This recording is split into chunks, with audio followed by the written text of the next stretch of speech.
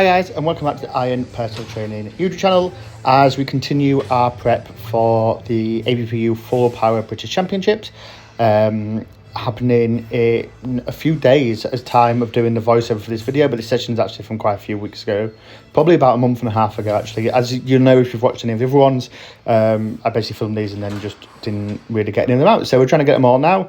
We're doing a bench session, so we've got 175 kilos here, which is going to be my opener for comp. You can see moving really nicely. Very happy with how that moved.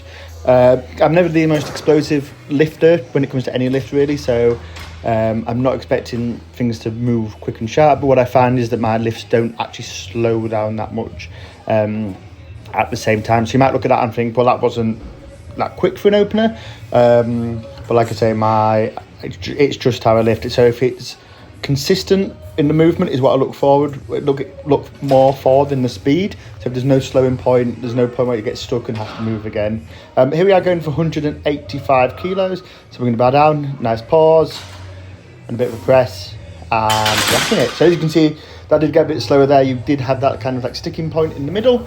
So that's kind of more what I'm looking for. But I feel comfortable that that's going to be a nice second attempt, which will then open it up for me to have another go at 190 kilos when we go. We're now doing some 140 kilo tempo bench. As you can see, just working our way down nice and slowly. Small pause on the chest. Well, more like of a stop, so we're not quite doing a tap and go. Just 3 reps on that.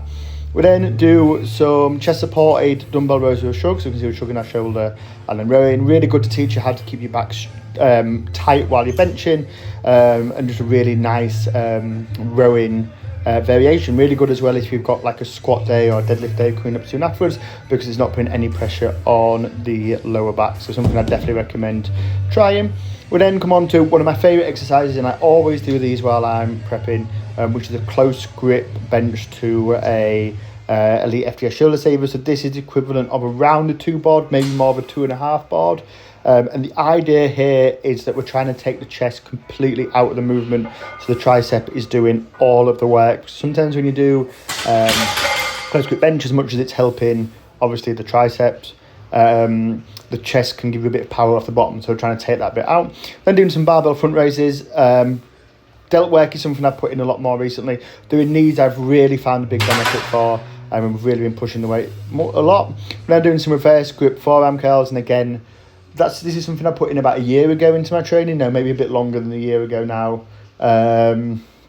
But I found it's had a massive crossover to my bench. When I'm building up and warming up on bench, I can do so much more without having to put my wrist wraps on. I feel a lot more stable under the bar.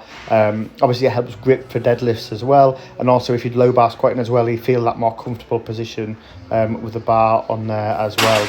We then come on to some more tricep work. We are doing some crossbody tricep extensions. Again, great exercise. It's mimicking the movement that your arm goes through as you're looking out a bench press motion. I always like to put these in sporadically through my training. I do like to have them quite near to a peak. So if they're not kind of in the peak, they'll be in like the block before peak.